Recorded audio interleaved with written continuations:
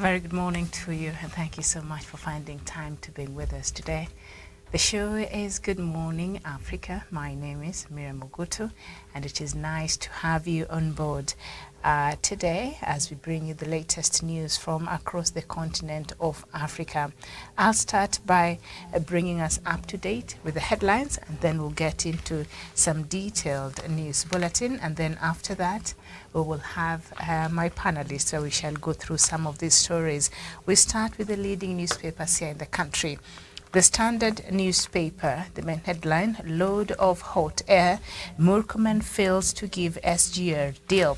Transport CS sensationally announced the government had made public the standard gauge railway contract between Kenya and China, but it turned out to be bits and pieces of the pact.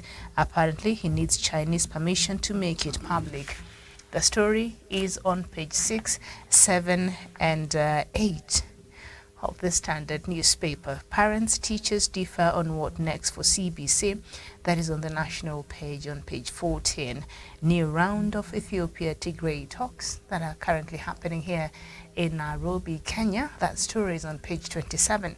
Strange things that happen in football pitches. You'll find that on sports pages on page 38 and 39 on the Standard. UK to first track a 500 billion Kenya shillings project.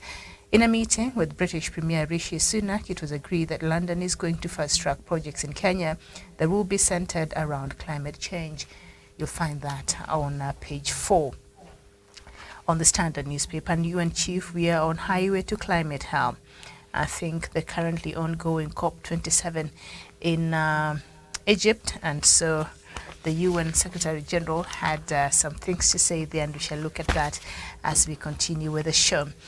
Okay, so the Star newspaper, dilemma, Ruto Raila allies battle for 9 jobs. KANU chairperson Gideon Moi and Secretary General Nick Salat are tussling for the jobs.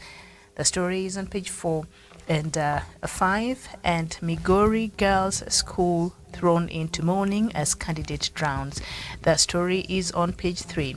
Sugarcane farmers to control privatized sugar farms in new law. The story is on page 7 on the Star newspaper. Azimio Kenya Kwanza hands exposed in KQ pilots strike. That story is on page 6. It's all politics, I suppose. The Daily Nation reversed. That is the main headline. So what has been reversed? Ruto has overturned over a dozen decisions made by Kenyatta, including restructuring government, revisiting cancelled multi-billion shillings projects, and scraping subsidies as he fashions his own administration in moves that appear to send a message that his predecessor got things wrong during his tenure. The president has targeted several policies, directives, and programs that were at the heart of the Uhuru administration. The story is on page 7. 2 murders and battle for money's 200 million Kenya shillings land. That story is on page 12.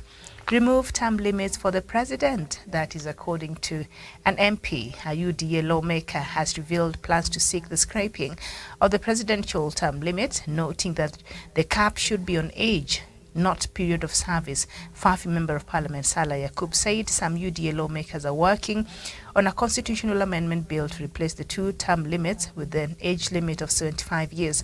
Should the MPs have their way, they would give Dr. William Ruto, the sitting president, the leeway to seek re-election for 4 terms or even up to 20 years. Dr. Ruto is aged 55 right now and has not indicated an intention to contest beyond the current term limit. Okay. The story is on page 5. I have some things to say about that, but let's just move on with the rest of the headlines. Who blink fast? KQ and Pilots Union double down in row. So that story is on page, it's just inside the Daily Nation. Ruto tells of the West over delay tactics. You'll find that on page 3. The KQ story is on the back story. So let's look at some of the headlines from across Africa. Some of the news-making headlines from across some countries in Africa. And from Nigeria, I think Pilot, that's the name of this newspaper. It's interesting. It's only in Nigeria you get a newspaper called Pilot. Okay. Fears over 2020 polls. That is the main headline there. And then first news, I guess, also from Nigeria. Buhari's will intervene in ASUU's outcry over half salaries. I think that is the union, the staff union, the university union. Remember, the universities were closed for over 6 months in Nigeria, and then I think they returned to work a couple of weeks ago. So I think that this is the organization that had organized for that strike that represents the lecturers and the teachers in the high learning institutions in Nigeria. So a fresh terror alert, that is according to a newspaper called The First News, and also from Nigeria, I think what I've just read. Okay, the Daily News from Zimbabwe. NPRC to big fish, lead by example, presses presidential aspirants to sign peace pledge. And then the Chronicle from also Zimbabwe, climate change blame game will not work. That is according to ED. Because you're wondering, that is the president, Emerson Mnangagwa. He's referred to as ED over there. Daily News from Tanzania, state takes swift measures after the plane crash. The unfortunate plane crash that happened on the Victoria's Tanzania side that claimed 19 lives. The Citizen from Tanzania, where was rescue? The lack of prompt response and preparedness for such disasters has exposed government failure, this time leading to the loss of 19 lives in a tragic plane crash. More lives should have been saved. That is according to an editorial piece inside The Citizen from Tanzania. New vision from Uganda. Uganda to launch second satellite soon. Students who made satellite, the stories on page 5. District bosses endorse Museveni for 2026. He's not tired yet, I guess. Museveni has the energy to keep going. Okay. So they have started endorsing him for 2026, but Muhoozi also can't wait to be at the helm of power in Uganda. So I guess he has to fight it out with his dad. I don't know. It's ridiculous. The New Times, this is from Rwanda. Aviation experts push for cheaper intra-Africa travel. That is the main headline. The Daily News from Egypt, COP27. Al-Shai urges developed countries to commit to their financial pledges to developing nations. That is what we have there. International support must be provided to launch carbon markets in Africa. That is according to Gada Wali. All right, so I guess that's what we have. Some of the newspapers from across the continent. The rest are from the UK, so I will not really I will not bother much with that because I'd like for us to focus on what is happening in the continent, and I think we do have so much that requires our attention this morning. So before I bring in Samuel Tawish, I would like to just take us through the detailed news, and then I'll bring in Tawish in a short while, and we can have some of these burning issues that I feel I have so much to say about, starting from some of the stories from our newspapers here in Kenya. All right, so Rwanda and the Democratic Republic of Congo have agreed to seek a resolution to military escalation through political channels. This is one of the major decisions to come out of a meeting of the foreign ministers of the Democratic Republic of Congo and Rwanda, held in Luanda, Angola, under the aegis of the Angolan Minister of External Relations. The heads of diplomacy of Rwanda and the DRC pledged to maintain political dialogue as clashes between the M23 rebels and the Congolese army in North Kivu are at their worst. According to figures given by the Democratic Republic of Congo's President Felix Tshisekedi, the fighting has already caused a massive displacement of about 200,000 people, but according to the United Nations, the fighting between the FARDC, that is the government forces of the Democratic Republic of Congo, and the M23, the rebel group, DRC is claiming Rwanda is supporting has displayed some 50,000 people since October 20th, of whom 12,000 have taken refuge in Uganda. In a joint communique, Congolese Foreign Minister Christophe Lutundula, his Rwandan counterpart Vincent Biruta, and the Angolan Minister of External Relations agreed that the parties must speed up the implementation of the roadmap of July 6th this year. On that date, President Tshisekedi met his Rwandan counterpart Paul Kagame in a summit under the auspices of the Angolan President João Lourenço, the African Union's appointed mediator between Kinshasa and Kigali. And still in those staying with that story, the Rwandan government saying a Democratic Republic of Congo's army fighter jet violated its airspace on Monday, just 48 hours after a deal to defuse rising tensions between the two countries. The Congolese government has been facing an offensive by the armed group of M23 in eastern DRC in recent weeks, which has reignited historic tensions with neighboring Rwanda, which it accuses of supporting the former Tutsi rebels.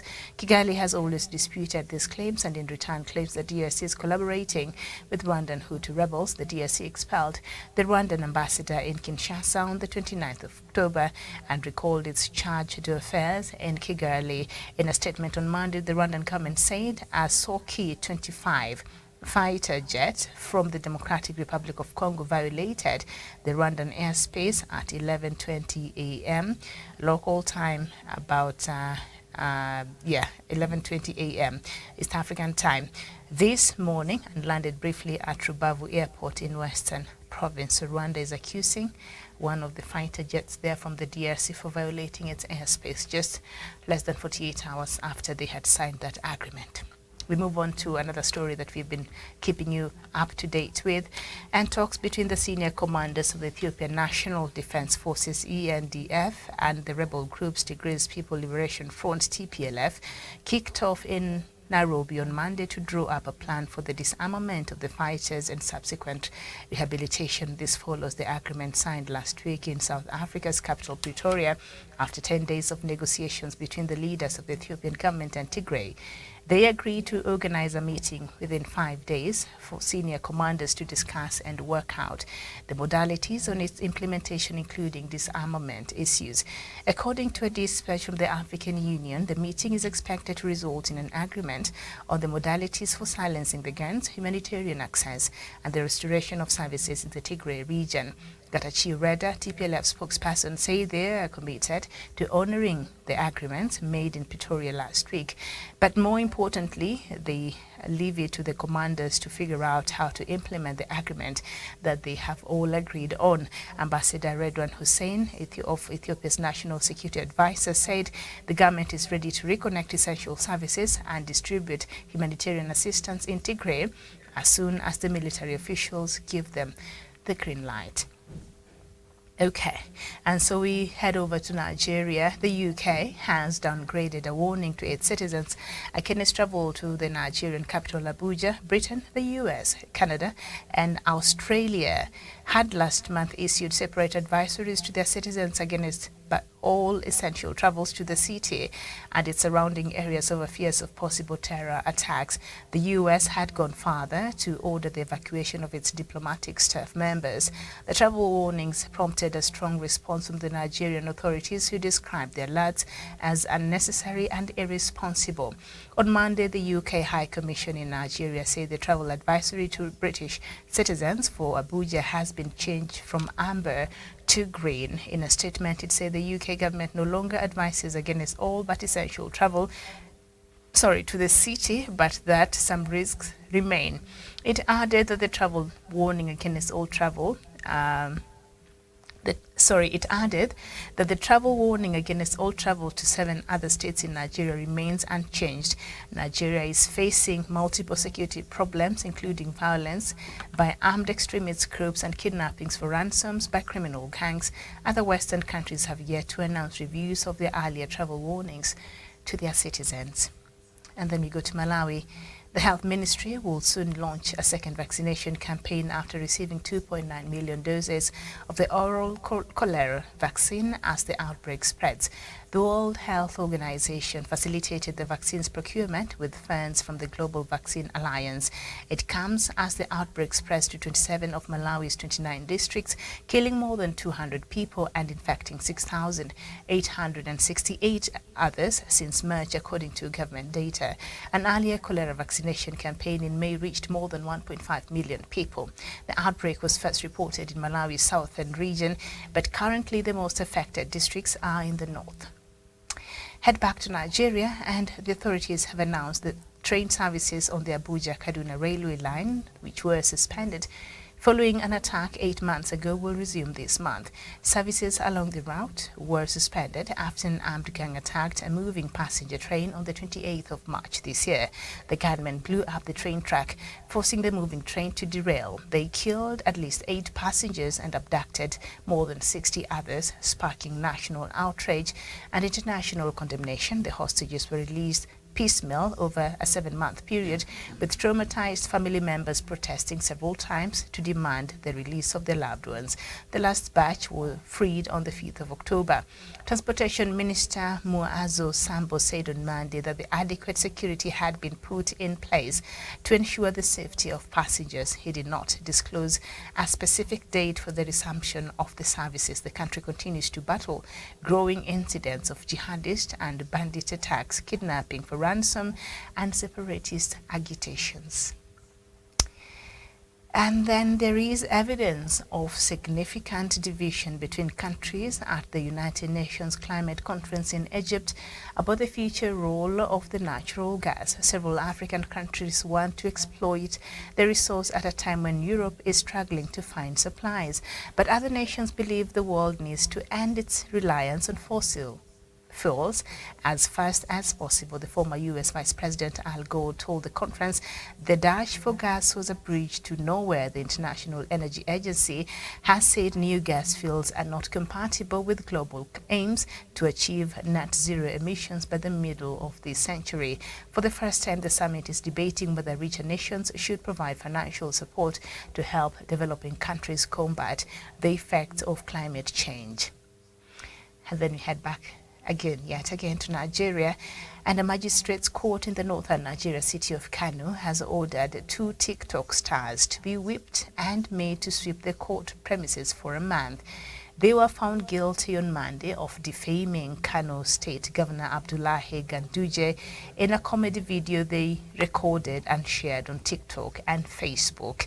As keyed by Mubarak Isa Muhammad, Alliance Unique Pikin, and Nazifi Muhammad, Bala accused the governor of land grabbing, corruption, and dozing off during public meetings.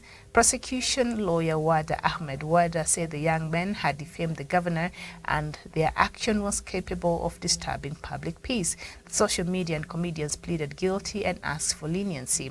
Along with the 30 days of cleaning, the judge also ordered both of them to be given 20 lashes and pay a fine of 10,000 naira, that is equivalent to $23 each. And they were ordered to publicly apologize to the state governor on social media. Okay. So Malawi is facing an influx of refugees fleeing the recently intensified unrest in the Eastern Democratic Republic of Congo. The World Food Programme has said the Zaleka camp, the only refugee camp in the small, poor Southern African country located about 40 kilometers from the capital Lilongwe and initially designed to accommodate 10,000 people, now has nearly 56,000 refugees, the majority of whom are Congolese, according to World Food Programme. According to the UN High Commissioner for Refugees, 560 new arrivals were recorded in September alone. In March of last year, there were just about 49,000 refugees in the camp. The vast majorities are Congolese, who account for 62%, but there are also Burundians, who account for about 19%, and Rwandese, who account for 7%, with the rest coming from Ethiopia and Somalia. This overpopulation is causing tensions, and this week refugees seized a World Food Programme car to show their displeasure after 600 families were removed from the list of food distribution and beneficiaries out of the 11,000 in the camp. And General Mohammed Idris Deby, we're now headed to Chad. General Mohammed Idris Deby Itno on Monday appointed by decree 104 members of his parliament as he heads Chad's 2-year transitional government after taking power after the death of his father. In early October, a national reconciliation dialogue, which gave him an additional 24 months as a transitional president, recommended increasing the number of deputies in the National Transition Council, which has acted as parliament since Mr. Deby was first proclaimed head of state on 20th April 2021 at the head of a junta of 15 generals from 93 to 197. The enlargement of the CNT aims to integrate personalities from parties, civil society organizations and rebel movements that joined the national dialogue, which was boycotted by a large part of the opposition and some of the most powerful armed groups. The latter denounced a dynastic succession in Chad ruled for 30 years with an iron fist by Idris Deby, Mohammed's father, who was killed on the front line against rebels a year and a half ago. South Africa's former President Jacob Zuma on Sunday accused his successor Cyril Ramaphosa of buying his position as president of the ruling ANC party in a fresh attack on the country's presidential election just over a month away. The African National Congress is due to meet in mid-December to decide whether or not to invest on Mr. Ramaphosa as a candidate for a second term in 2024 presidential election by re-electing him as a party president. The financing of Mr. Ramaphosa's campaign for the ANC leadership in 2017 caused controversy. He was accused of lying to Parliament about a 500,000 rand donation for an industrial group. Mr. Ramaphosa, who is 69 years old, was finally cleared by the Constitutional Court and took over the reins of the country after the resignation 2018 of Jacob Zuma, who was marred with scandal. Sentenced to 15 months in prison for stubbornly refusing to answer to Anti-Corruption Commission, Mr. Zuma, 80, finished serving his sentence last month. He was on conditional release for health reasons. His incarceration in July 2021 triggered a wave of deadly violence and looting in a difficult socio-economic context. The former president, who remains Cyril Ramaphosa's biggest political rival, had already made a violent accusation against him last month, accusing him of treason and being very corrupt. And then we go to Somalia. The largest telecommunications company in Somalia, Hamoud Telecom, says one of its centers and telecommunications tower have been destroyed in an explosion in Kayib, a village in the Galmudug state of Somalia. The company said a vehicle-borne improvised explosive device destroyed the center and tower on Monday. The company said thousands of residents have lost access to its mobile money platform known as an electronic voucher card, or EVC Plus, a widely used payment form in a country where banknotes are disappearing. On Monday, Al-Shabaab's military said in a statement published by one of the websites used by the group that it had attacked government forces in Kayib that morning. The statement also said the attack started with a suicide bombing that was followed by an armed infantry attack on the military camp. The group claimed at least 37 people died, including 3 officers, a figure that has not been independently verified. Somali government officials confirmed that the militants used a track bomb, adding the troops defeated the militants who attacked the Kayib base. And then we end with some news that has to do with Al-Shabaab, but this time in South Africa. The U.S. on Monday imposed its second round of sanctions in less than a week on people and farms in Africa who it says have provided financial or material support to the Islamic State group. The latest financial penalties target South African entities, including one cell leader, Farhad Huma, accused of expressing the will and intent to attack the interests of the United States, the Treasury Department said in a statement. Last week, the U.S. sanctioned what it said was the Somali Islamic State weapons trafficking cell. Government reports outline how the Islamic State group is expanding its presence in Africa after the group faced a defeat in Iraq and Syria. The State Department has designated 9 groups worldwide as IS affiliates and foreign terrorist organizations. In the latest action, the Treasury's Office of Foreign Assets Control designated 4 people and 8 companies controlled by individuals that it said were in the South African Islamic State cell, including Nafael Akbar, Yunus Mohammed Akbar, Mohammed Akbar, and Umar Akbar. Their gold trading, construction, and other firms are targeted for sanctions. The move freezes and blocks any potential transactions with U.S. entities and prevents Americans from doing business with them. You are now up to date after that lengthy bulletin, but I think it was important for us to know what is happening. So a very good morning to you. About almost 35 minutes past 10 a.m. here in Nairobi, East African time. We are joined by Samuel Tawish, our in-house analyst and also a journalist from Nairobi. Tawish, a very good morning to you.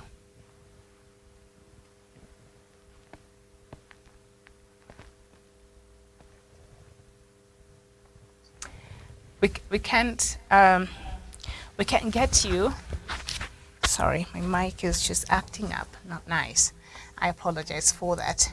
Let's check from our side, and then we can continue talking, because we have a lot to talk about this morning. Can you hear me now? Good morning.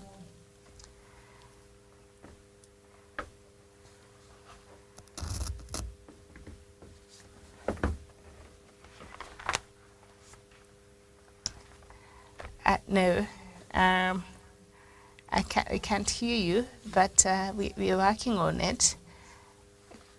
Can you try talking? Good morning.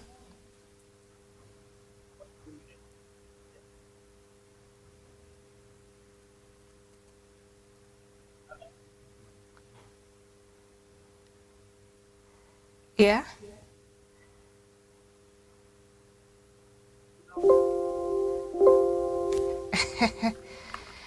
Okay, so they're working on it. So once we are able to sort that out, then can you hear me now? Good morning.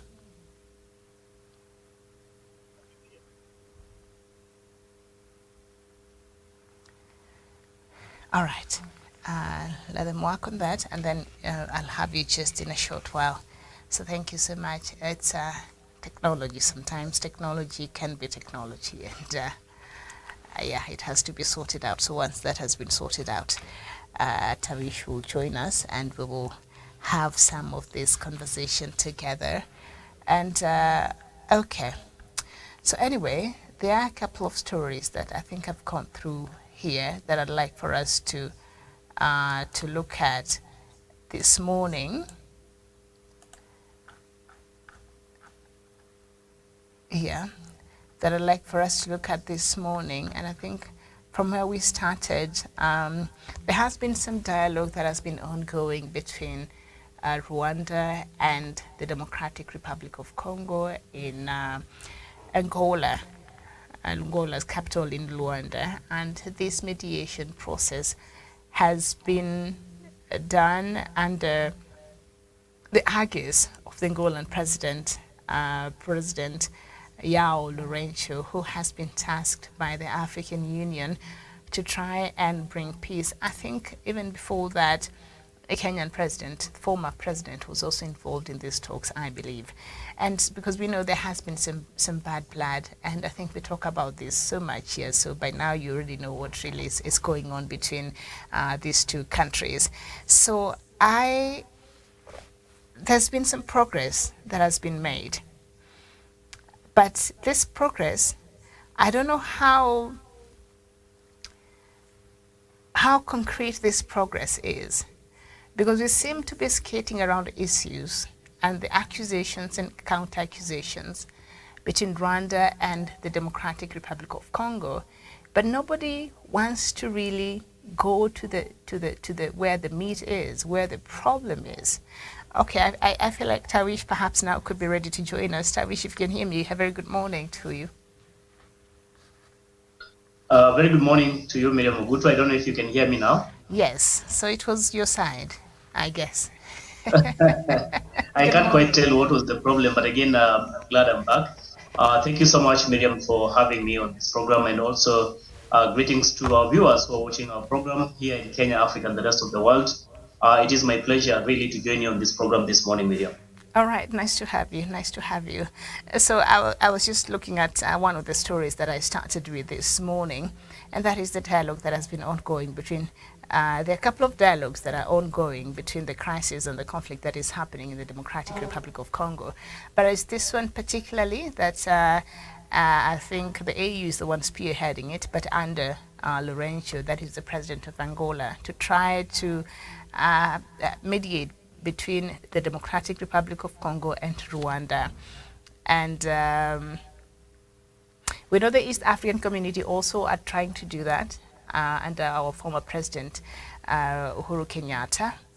But the issues they're discussing, because we know the accusations and the counter-accusations, and the issue they're discussing in Angola, I don't know, do you think they're actually discussing the actual problem that might help in finding a lasting solution in this stalemate between these two countries especially? Thank you so much, Miriam, and thank you as well for that question. Miriam, I think we are making tremendous progress in as far as finding a solution in the crisis in Ethiopia is concerned. And I'm very pleased to see that the mediation team stepped up the efforts to see into it that we have a long-lasting solution to this crisis. Just the other day, I think it was reported that the immediate former president of Kenya, that is His Excellency Uhuru Muigai Kenyatta, held a talks with, of course, a delegation of the TPLF leadership here in Nairobi, and that in itself really gives us some hope. We are getting into that very shortly. I was just looking at this other conflict in between Rwanda and the Democratic Republic of Congo. Or you want to tie them both together? Because also that is something that I wanted us to talk about once we are done. But go ahead. Go ahead. Yes, indeed. I just wanted to tie it together because, Miriam, you cannot separate whatever kind of talks that you've just alluded to with the kind of progress that we are making so far, because the bigger picture is about finding a solution for the conflict that we continue to witness in DR Congo. And if at all, of course, DR Congo has a reservation about Rwanda and its participation in terms of finding a solution to the crisis that it is facing, then I think Rwanda, it is just prudent enough that Rwanda pulls back a little bit to allow DR Congo and the rest of the community really to focus on dealing with the M23 rebels. And so this would be more of trying to really, it's more of a side issue to try and shift the focus from the main agenda of dealing with the M23 rebels in DR Congo, as compared to looking onto the kind of differences that DR Congo and Rwanda have in as far as dealing with this situation. But like I've said previously, Miriam, on various programs that we have had, I think it is also incumbent on us as African people and the leadership that in as much as we try to deal with the rebels on the ground, that we also try to renew and restore the relationship between DR Congo and Rwanda, because these are neighboring countries. They have had a cordial relationship for quite some time. It will not augur well at this particular time when DR Congo really needs the support of the rest of the region, that we have other countries neighboring for that matter, which are pulling in different direction and creating about a lot of fiasco in the whole effort to try and deal with the M23 rebels in DR Congo. So yes, it is good that we have soldiers on the ground, but also that the talks to try and restore the relationship between DR Congo and Rwanda and any of the countries in the region that DR Congo has a misgiving about really continues, so that by the end of the day, we move together as a continent. Because again, when you have a neighboring country really supporting the rebel activities of a sovereign nation, I think that is uncalled for. And if indeed, like I've said previously, that Rwanda is, as has been alleged, that it is funding and giving resources to the M23 rebels, I don't think that that will be the right thing for Rwanda really to do at this particular moment. Because tomorrow, something else might happen in Rwanda, and it will need the participation and support of the rest of the region. And such kind of things will be reference points as to how other nations will rise to the occasion and try to help Rwanda if at all it got itself in such murky waters as DR Congo is. So I want to hope that by the end of the day, this relationship is going to be restored so that the brotherly or sisterhood neighborhood between the two nations can be restored, Miriam. All right. Okay. Thank you so much. So the UK has downgraded a warning to its citizens against the travel to the Nigerian capital in Abuja. Britain and the US, Canada, Australia had last month, and I think we talked about this, issued separate advisories to their citizens against all but essential travels to the city and its surrounding areas over fears of possible terror attacks, and the US had gone further to order the evacuation of its diplomatic staff members. So now, of course, the Nigerian government's response was that they termed this alert as unnecessary and irresponsible. So on Monday, the UK High Commission in Nigeria said the travel advisory to British citizens for Abuja had been changed from amber to green. So it's not that serious. So now you can move, but just be careful. But it's not on the high alert level that they had issued at that time. And Nigerian government, I'll repeat, they said that was unnecessary and irresponsible. So when you look at it, and now this government are feeling perhaps that advisory might not have been, I don't know, necessary at that time. What do you make of some of these travel advisories we get from especially these Western countries and this new turnaround by the UK government over this advisory it had given to Nigeria? Miriam, in fact, in itself, it was also unnecessary, absolutely, for the Nigerian government to come and refute claims or suggestions by the British or UK governments that there was impending attacks in various towns in Nigeria. And by issuing the alarm or more so on its citizens, I think this has just been but the practice of the United Kingdom, Britain, and other, of course, Western power countries. In most cases, you will see them issue those advisories, security advisories to their citizenry. And more often than not, it has come to pass, Miriam.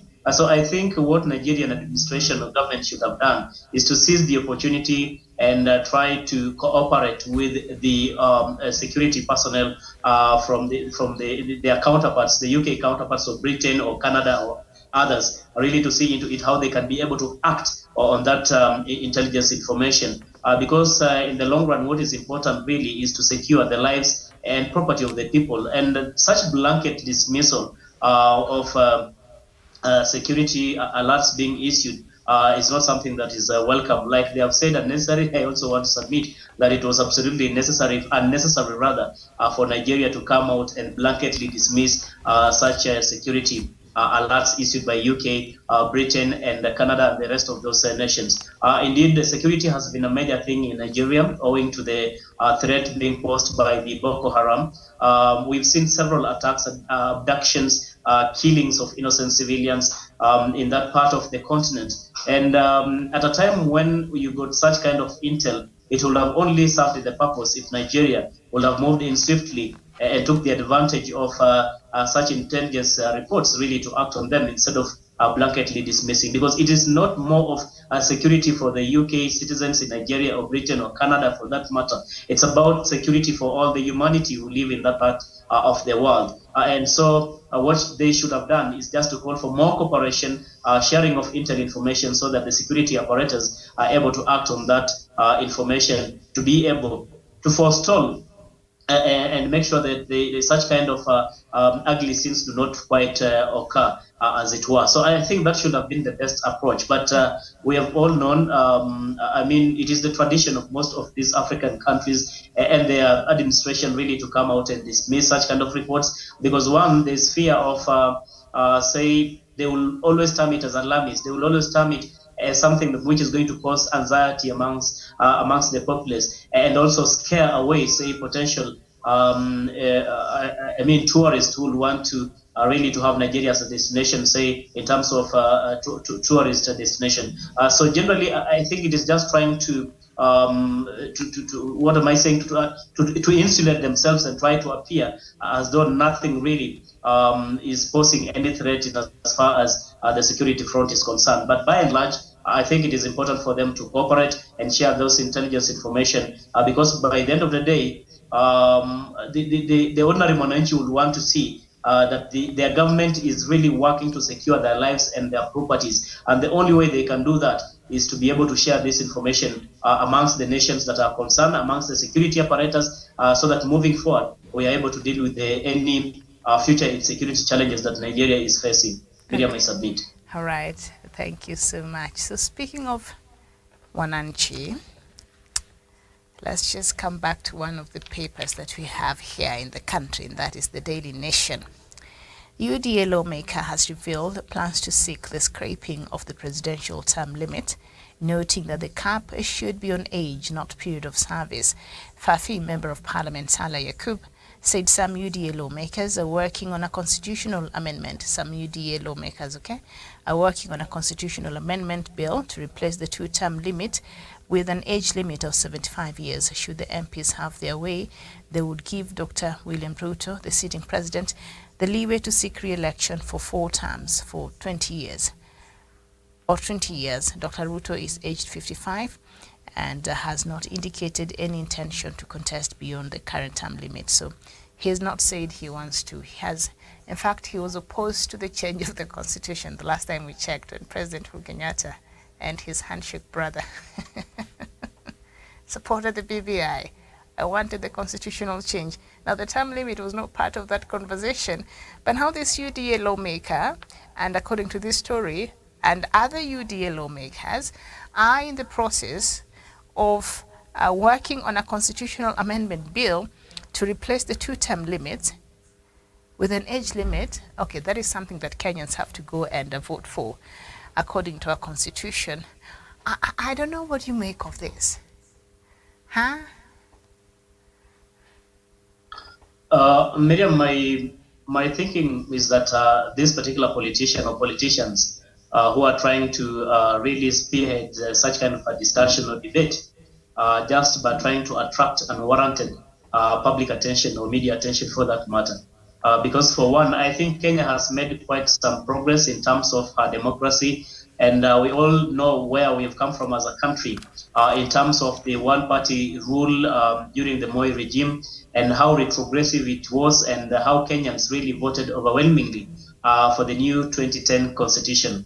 And in that 2010 constitution, I think these are some of the things that was widely addressed. And I'm not very sure if Kenyans, myself included, will be so much excited really to have such kind of topics as one that lawmakers will consider as one of the main agendas, even as they embark on their legislation, representation, and oversight in the both National Assembly and the Senate. So this is one of those proposals that are uncalled for, one which I do not think is going to see light of the day. But Miriam, it poses a very serious question about the kind or the quality of leaders that we give the opportunity really to serve in this honorable houses rather, Miriam. Because at a time when Kenyans are feeling the pinch of the high cost of living, in terms of skyrocketing fuel prices, skyrocketing cost of basic commodities in the country, lack of job opportunities for most young people who are even educated and qualified.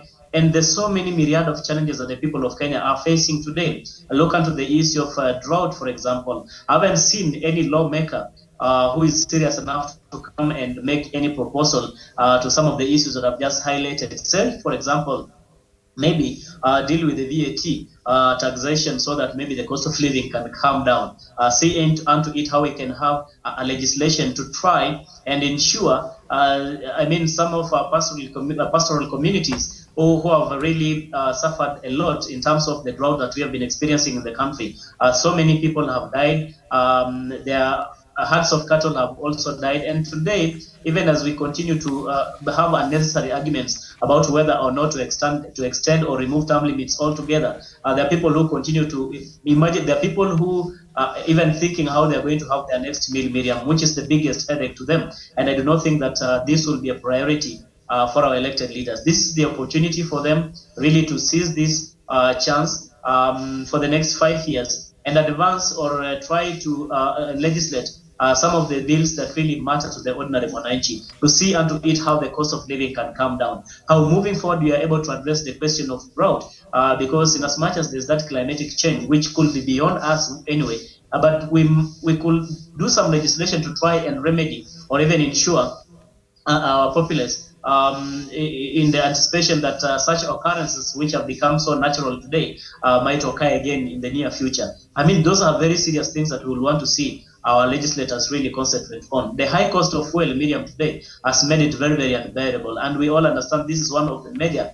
factors of production. When you have high cost of fuel, as it is today in the country, it has made almost everything, in as far as the cost of living is concerned, really to go high. So these are some of the very serious things we would want to see our legislators really concentrate on. Another thing would be to really oversight, because we are at a time when if we are not going to be very, very vigilant and through those people whom we have elected, then the government of the day might just have its way if we do not have very serious and focused leaders in terms of those who are going to carry, who are mandated by law, and those whom we have donated our power to go and carry out oversight for our government. And also in terms of representation, Miriam, I do not understand whether the people from the constituency where that particular lawmaker comes from have indeed endorsed or he's representing their views. Because from where I sit as an ordinary Kenyan, I really do not think that this is some of those things that are a priority to us. But again, don't be surprised, because for politicians, it has never been about the interests of the ordinary people. It has always about advancing their own interest and how they can be able to really have more opportunity to be in power, or even to use such opportunities even to get, some tokenism from those who are supporting such kind of initiatives, really to have a change or a mutilation of our constitution. But it is my submission, Miriam, that this is a very retrogressive proposal and an imagination which must really not see light of the day, if at all it's going to be brought to the floor of the House, because Kenyans are way beyond that, and it is our hope that we cannot be taken back to those dark days when a president would want to stay in power until probably God calls them. Kenya has made some tremendous progress in as far as the democracy is concerned. We want respect for our constitution. The 2-term limit for our president is something that must be respected, just like the other presidents who have left power. The late Mwai Kibaki served his 2 terms and left power to President Uhuru Kenyatta. President Uhuru Kenyatta served his 2 terms and now handed over to President William Ruto. If he manages to get it in 2027, then by 2032, he should then hand over to the person Kenyans would have voted for as the next president. I want to hope that such kind of initiatives and proposals or imagination do not have the blessings of the majority party today in both the National Assembly and the Senate, or even the president himself and his UDA party. I submit. Okay. Now, Mr. Yakub, who said there have been closed-door discussions on the proposal, however, refused to divulge the names of the MPs behind the new development, or whether it has a blessing of the UDA party top brass, so he could not confirm or deny. You're a journalist like me.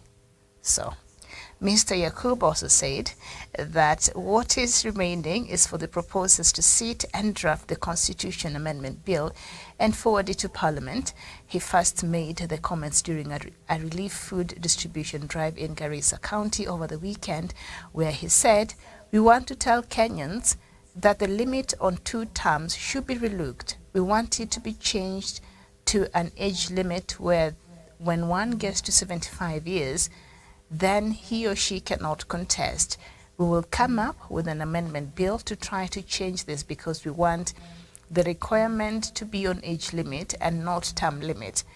If a president is doing a good job, then he or she should not be limited by the terms," he said. All right, so we shall be following this story. We just Miriam, one more thing, just probably a minute, just to make an additional point on the same. Yeah. I think it is also not prudent enough to be able to look into the leadership qualities or ability of an individual by virtue of their age. I don't think that that should be one of the factors or parameters to be considered really as one which are major in terms of determining who takes over the leadership of a nation. Because to be young or old, Miriam, is not one's determination. This is this is God's determination, and you cannot be able to deny someone an opportunity to do something simply because they're young or they're old. And by giving this capping in terms of age, I think it's not really a welcome move. Secondly, Miriam, the reason why you see this particular lawmaker and the people behind it do not want even to reveal the people behind this particular agenda or initiative to have a change in the constitution is because to them they already understand that this is not a popular kind of push. And that is why you see they are trying even to hide their own identities, even those who are pushing it. Assuming it was about the cost of living, assuming it was about to deal with the issue of the VAT, you would have seen all of them all over really trying to sign that particular petition. But because they know it's not a popular thing, they know it is about serving the interest of a few. That is why even now they are not willing to come out and tell you exactly who are the key figures behind such kind of an initiative or push to have a change in the constitution. But I'm very happy that Kenyans have matured enough and are vigilant enough. And even if the politicians in their numbers, be it in the National Assembly or in the Senate, try to push that agenda, I can tell you the ordinary Mwananchi will seize the power within them and stop this push altogether. Because by the end of the day, I'm very certain it will have to come to the people for a referendum. It must get the support of a 2/3 majority in the National Assembly. And so it is quite an uphill task that you will not quite say it's going to be a smooth or an easy ride for whoever is really sponsoring this particular legislation. But just to have an imagination of really wanting to change the constitution to remove the term limit in itself, Miriam, really calls for more questions than answers from our legislators. Mm-hmm. And I think the same way this leadership during the campaigns felt, change of the constitution was not a priority for Kenyans at that time. I think that's how Kenyans are feeling right now. Like you've rightfully mentioned, life is tough, and Kenyans are sitting there thinking, we're done with politics now. Can we get into work? Can we get into the government delivering on some of these promises? TikTok, time is going, 100 days. There are a couple of things that were promised within 100 days, within a couple of months. So Kenyans are waiting. So let's just hope it's just a few politicians who sat somewhere and imagined. It's reading like a script from Uganda. I don't know why. It just rings a bell. Remember, initially they had the age limit. They had to remove that after Museveni came closer to that age. It was 75.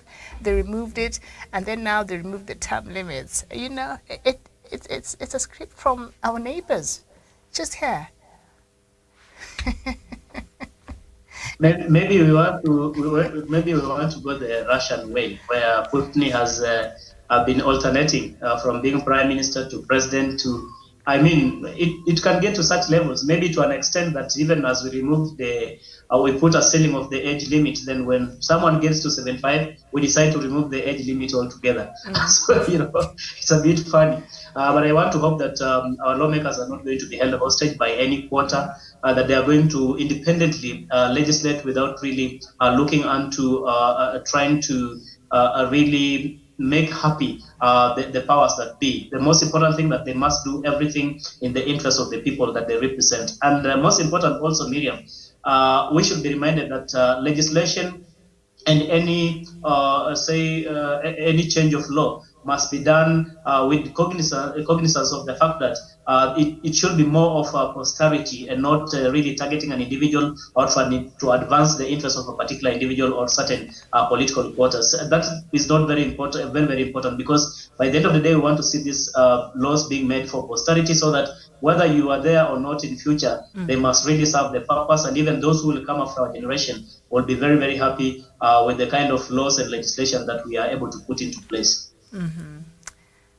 Yes, indeed. And I think we've made so much progress, and you said it, you mentioned it, Tawish, as far as our democracy is concerned. So Kenyans, what the young people call woke, nasikia wakisema hivyo, as young folks out here. Kenyans are aware. Kenyans are alert. So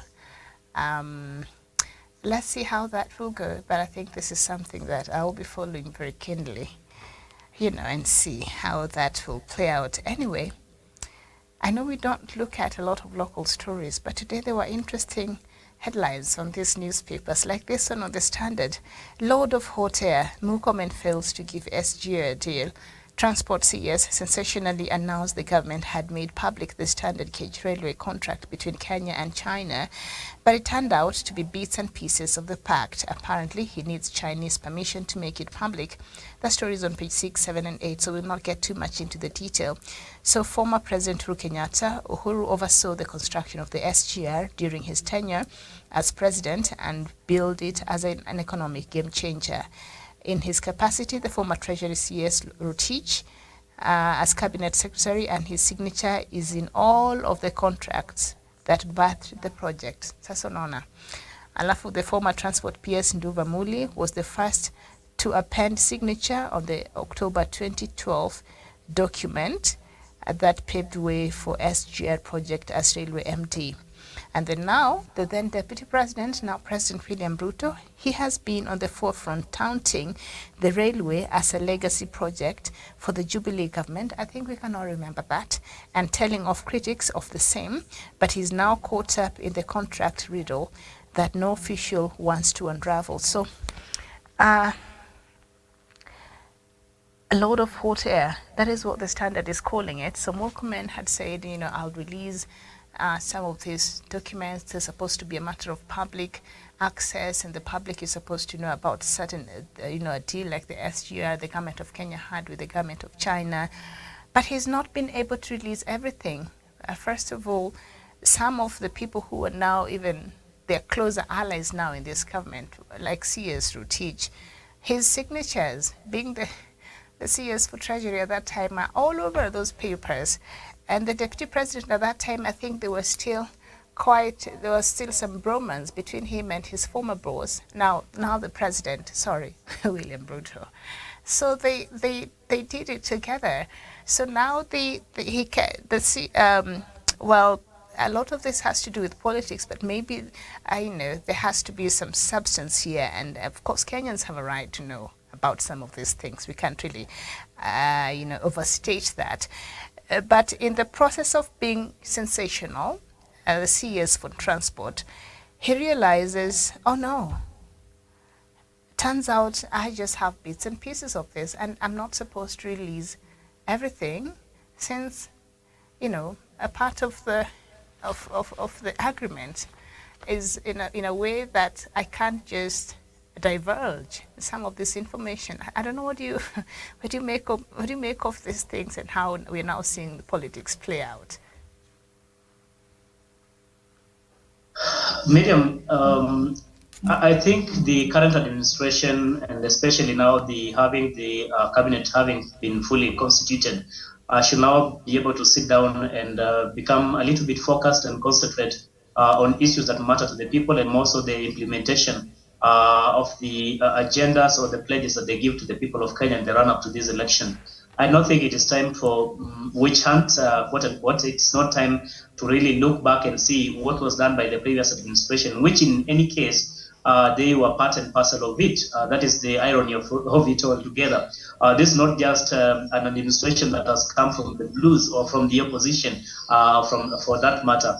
The president now, who was Deputy President William Ruto, really served with President Uhuru Kenyatta during all that time, the 10 years when President Kenyatta was in power. And even for the likes of Murkomen, who now is the CS for transport, was at one point really one of the serious ranking members of the Jubilee administration when he was serving as the majority leader in the Senate. So in itself, for them now to come and concentrate so much on telling the public about, these contracts and bring them to the public domain and such kind of things do not quite serve the interest. Because after all, so what does it really help the ordinary mwananchi that this information now is in the public domain? How does it help myself? How does it help Wanjiku, who is struggling to put food on the table? We will want really to see this administration and government shift focus to more serious issues that matter to us. We want to see the cost of fuel coming down, just like they promised during campaigns. We want to see the cost of living coming down, just like they promised.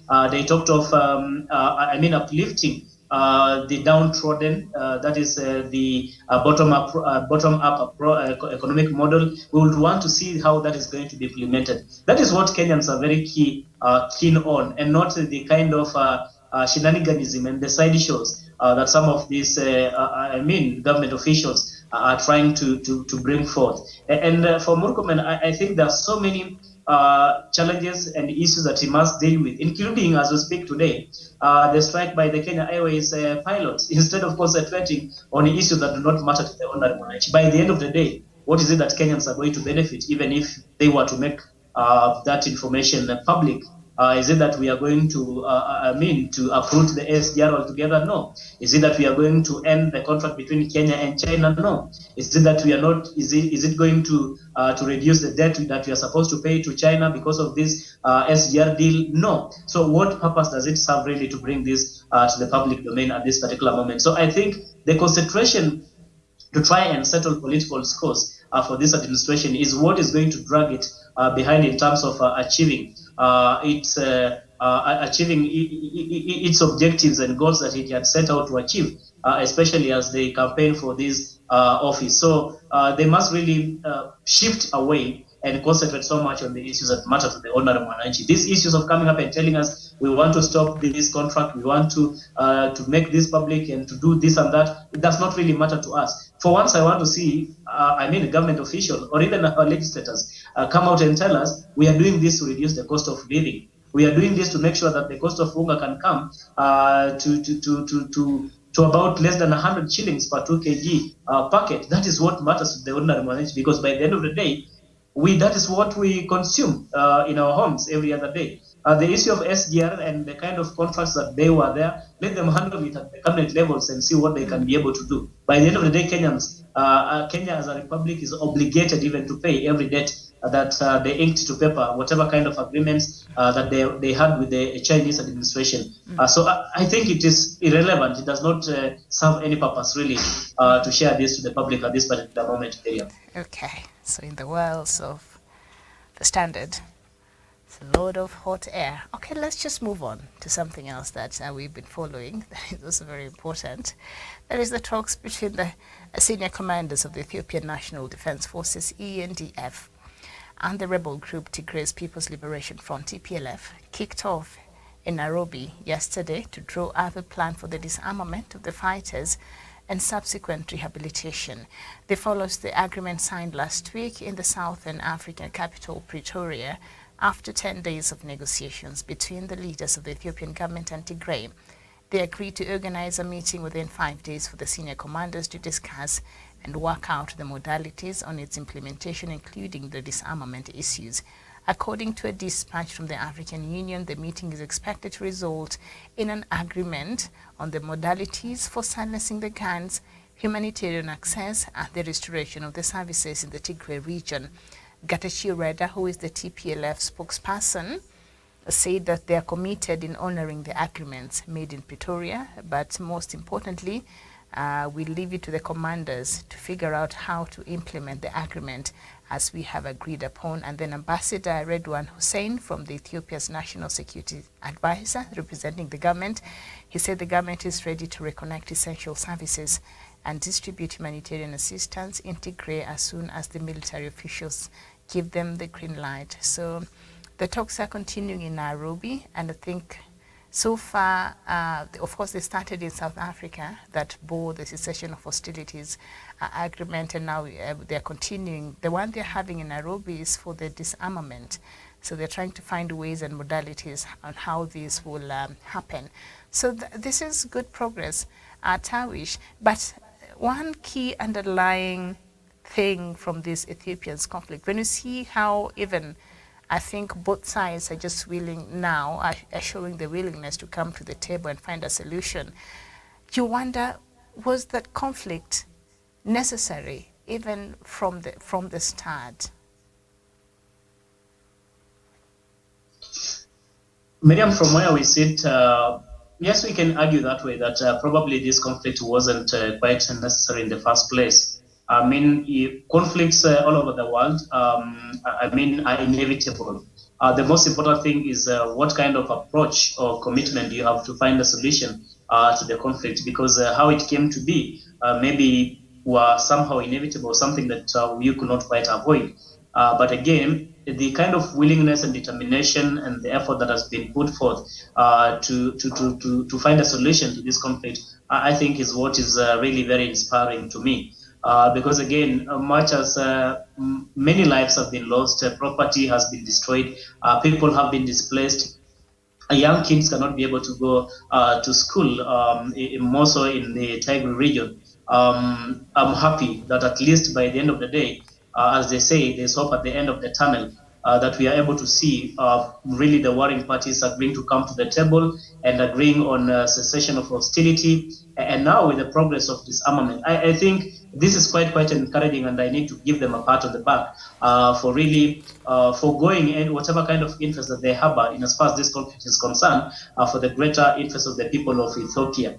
That to me is very important and very clear. And I allowed all the parties, the stakeholders, and those who are leading the mediation in this particular conflict for the kind of progress that we have been able to witness this far. We would want to see, to me, a permanent solution. I think that is why we must stress this point, because we have seen such kind of conflicts of similar nature in the past and in various parts of the continent, really, where leaders come, agree, sign agreements, peace agreements, sign, cessation of hostility and ceasefire agreement. But again, they go back and revert and get back again to where we were originally. So I do not want to foresee a situation where any of these parties are going to renege on the agreements, on the peace agreements that they have already signed, because the people who are suffering a lot in the Tigray region, and mainly maybe if for us to be able to address the grievances wholesomely of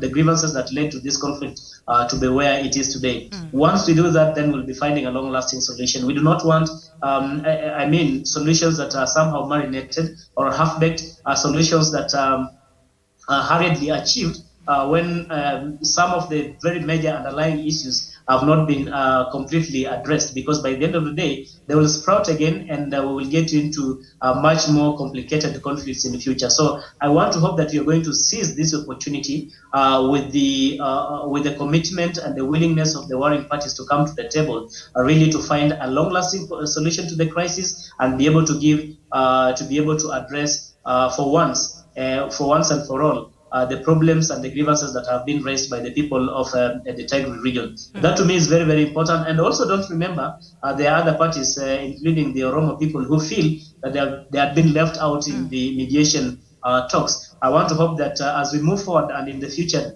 mediation talks, we are able to co-opt the representation and the leadership of the Oromo people, so that, and any other groups that feel maybe they have issues that must be addressed through this forum, so that we do not have every other time using resources to just deal with this with one country or with the same problem. We want now that there's that commitment from the leadership in the African Union, from the warring parties, that we seize the opportunity and bring each and everyone on table and find a long-lasting solution to the problem in Ethiopia. We will want to see more of our countries in the African continent really move towards being peaceful nations, being independent, being sovereign nations, devoid of the kind of crises and of course conflicts that have now been common in most of these countries, other than even those who are peaceful, those who are enjoying security, those who have stability, really drifting away again and going to be threatening to become like a banana republic. We do not want to see such kind of situations. I mean, Ethiopia is one of those countries with the strong economies today in the continent of Africa, and that is why you see there's revitalized commitment and effort, not only from the East Africa region, but more so from the African Union as a whole.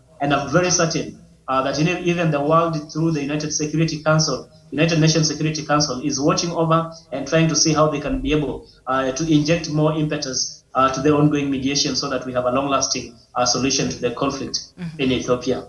Okay, are there lessons that some other African countries can borrow from this conflict in Ethiopia and the process thereof?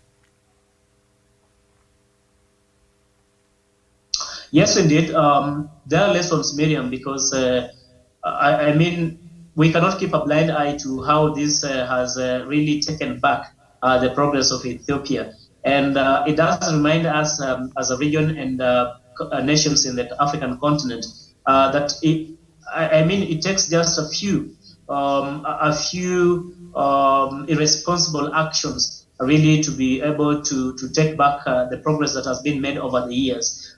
Because for Ethiopia, I mean, like I've said just in my previous comment, Ethiopia is one of those countries that really has a potential to become a powerhouse economically in the African continent today.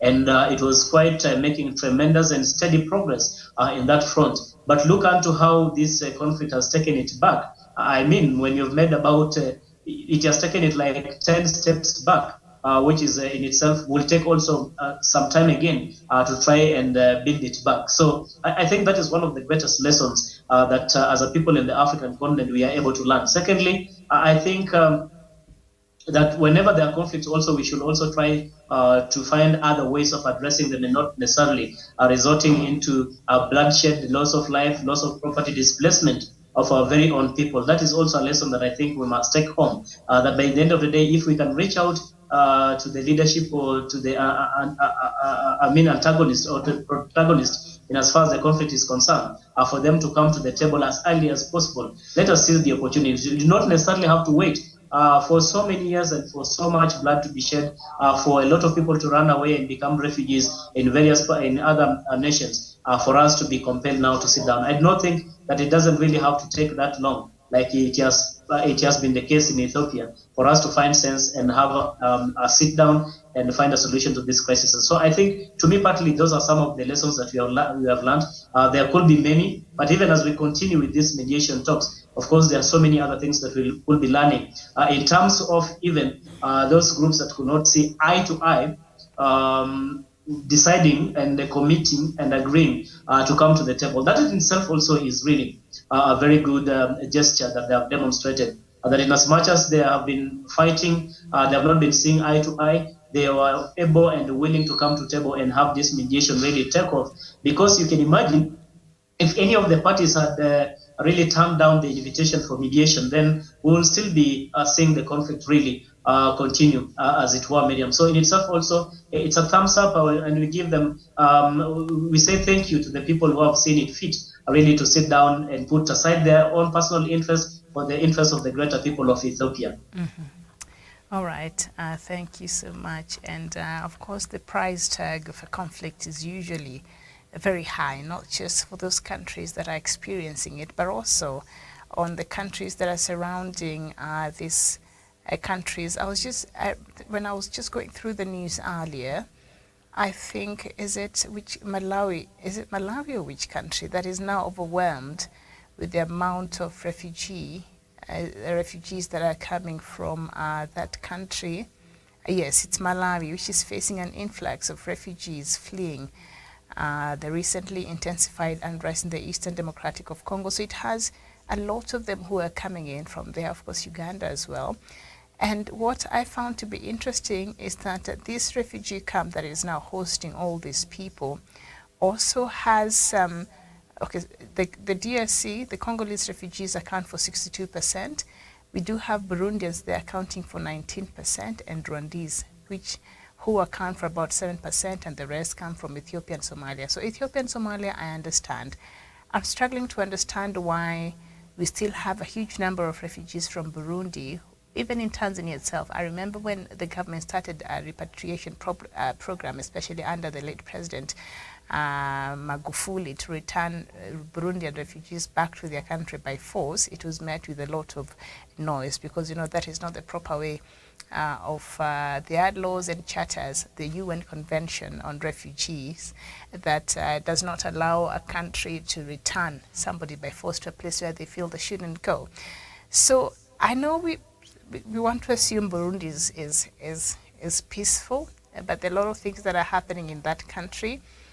And there are also some Rwandese who also with these wonderful things we say about Rwanda and how it is a country, fast growing country in the continent, and all these things, and orderliness, and these wonderful things that President Paul Kagame is doing. But there are some Rwandese, even in this city, in Nairobi, because we meet them all the time, the CBD, they are doing all these small jobs there.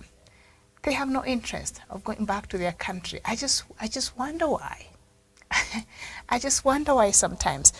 But I don't want us to get into that conversation. Okay, there's a light story. I don't know if it's a light story, but there's a story that I felt was interesting from Nigeria, where a magistrate court in the northern Nigerian city of Kano ordered 2 TikTok stars to be whipped and made to sweep the court premises for a month, because they were found guilty on Monday of defaming the Kano State Governor Abdullahi Gadunje in a comedy video they recorded and shared on TikTok and Facebook. So these 2 creative minds made a skit. One of the names is Mubarak, the other one is Nazifi. So they made a skit where they accused the governor of land grabbing, corruption, and dozing off during public meetings. Okay. So the prosecution lawyer, Wada Ahmed, said the young men had defamed the governor and their action was capable of disturbing public peace. And so, along with 30 days of cleaning, the judge also ordered both to be given 20 lashes and pay a fine of 10,000 naira, that is $23 each. They were also ordered to publicly apologize to the state governor on social media. I feel like a public apology would have sufficed, but the governor feels he was greatly offended, especially when they accused him of land grabbing and corruption. I would understand how maybe that might not be very funny. But another thing they did in their skit is that they say this governor sleeps a lot. So it's something perhaps they might have noted during public meetings or whatever. He dozes off a lot in public meetings. I guess he's old. I don't know. With everything else going on, especially in northern Nigeria, in Kano specifically, I don't know, do we have misplaced priorities? Where does the creativity, should there be parameters as far as creativity is concerned? Or, what do you make of this story? I'm not quite amused, Miriam, because again, you cannot make a joke out of a very serious matter as making allegations of such grave nature in terms of alleging that maybe someone is corrupt when you cannot probably prove. The only thing maybe I feel that was inappropriate was the kind of punishment that was meted on those 2. Maybe that is what I think was somehow overstretched. Maybe there should have been a way of trying to look into it or deal with it, but not in the manner that they were really dealt with. I think to me that is what I pick an issue with. But trying to make a joke in terms of the issue of corruption and such kind of manner of things, we all know how it can taint an image of particularly of a leader. It has the potential of really creating what I call public disaffection towards a leader, and in itself also pass as a vote of no confidence in terms of that particular leader. So it was foremostly uncalled for. But again, I think how the matter was dealt with altogether was not really very, very appropriate. There could have been other better ways of dealing with that matter other than what we saw them really, how we saw them really handling it. To me, that is what I pick an issue with. But moving forward, I think when it is good for us to have watchdogs or for people to pinpoint issues or suspicion of corruption, especially in public offices. But again, when we do so, we must also be armed enough with evidence and to be able to prove the same, say in a court of law. But you see, when you make such sensational say allegations which have the potential of tainting an image, particularly of a leader, then also in itself is not really something that we will entertain or treat as being funny at all. So it calls out for being vigilant, especially even for our artists or for our creative lot, that they must try as much to be vigilant in as much as they are also doing their creativity work. That is in itself is also very, very important. And don't forget that the judges also are just but human. You do not know which side of the bed they walk up to. They say mkono aliamka na mkono gani, so you cannot quite tell. Maybe that day was not good for the judge and or the magistrate for that matter, and it was coincidentally bad that these two had to face that particular magistrate, and that's why they got the kind of punishment that they got. But moving forward, I think generally the lesson is we must be more vigilant in as much as we carry out with our respective jobs, being creative, being creative, or even journalists for that matter. We must remain vigilant and do that which is right, and not just create sensational stories. Miriam. Okay. Yes, indeed. I think the line. I think for us the line there is very clear as far as defamation and these libel suits is concerned. But I can plead. I'm doing it for the greater good of the public. I can go plead like that. But I can't get myself out of trouble if I said something or published something that I cannot support with facts, or defame somebody just because I feel like it's a story I should say or I should publish or whatever. So yeah, there are parameters within the Constitution that us as journalists we operate. I don't know, when it comes to the creatives, maybe sometimes they don't understand, because when you look at matters to do with corruption or land grabbing, I think these are serious issues. But I still feel, just joining what you said, that this was maybe a tad too much. 30 days of cleaning, 20 lashes, and a fine of 10 naira, which is $23 US. It's not very much. And also apologize publicly. They should have apologized publicly in the same medium they used to share their skits, or TikTok. I think that should have solved that problem. Okay, and then maybe they would have learned their lesson, and maybe the government should start sensitizing, because again, we don't want to kill our creative industry. You see the creative industries outside, especially in Western countries, they do so well because there's that room, as much as there are parameters, but also there's that room that allows creatives to just be creative and people are not too sensitive about matters.